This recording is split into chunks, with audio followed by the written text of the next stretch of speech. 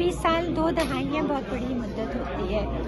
हम काश कि मैं यहाँ आती अपनी बहन को लेने के लिए, उसको लेके उसके उस कैद खाने की जंजीरें खुलवा के और उसको घर ले आती तो कुछ सुकून और कुछ शायद वो होता। लेकिन बहरहाल कैसे मुमकिन हुआ, इस्लामाबाद हाई कोर्ट ने बहुत साथ दिया और मतलब फैसले इंसाफ के किए और उससे प्रेशर के उसमें माशाल्लाह हमारे वज़ीर आज़म और हमारे फॉरेन ऑफिस ने ये कोशिश करके यहाँ तक किया है।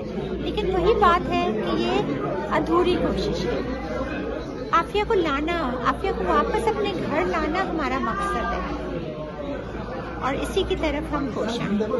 देखिए, where there is a will there is a way and Clive ने अभी ज्वाइन किया है, we're formulating a legal team और सब कुछ इंशाल्लाह ताला। अगर पाकिस्तान इस्लामाबाद ने हमारा साथ दिया तो आफिया ज़रूर इंशाल्लाह आएगी। लेकिन आफिया से पाकिस्तानी नेशनल, उनकी जिम्मेदारी है, उनका वो है।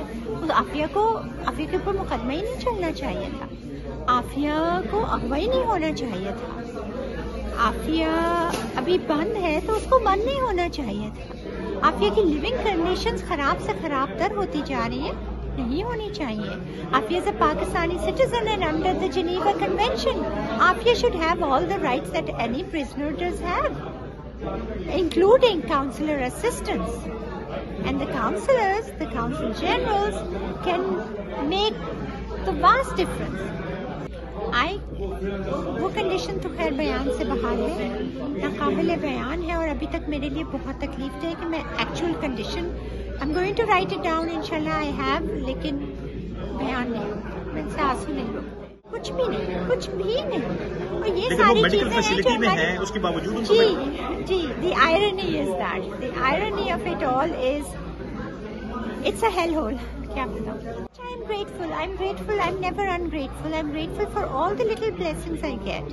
But again, the thing is not just about me seeing my sister through a glass. It's about justice being served. You know what?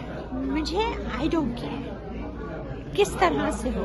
All I do care is कि ये पाकिस्तानी हुकूमत का फर्ज बनता है कि वो उसको वापस लाए। कैसे लाए is their problem, and if they cannot figure it out, they better, just get out and let people who can figure it out do it. That's it. Thank you very much.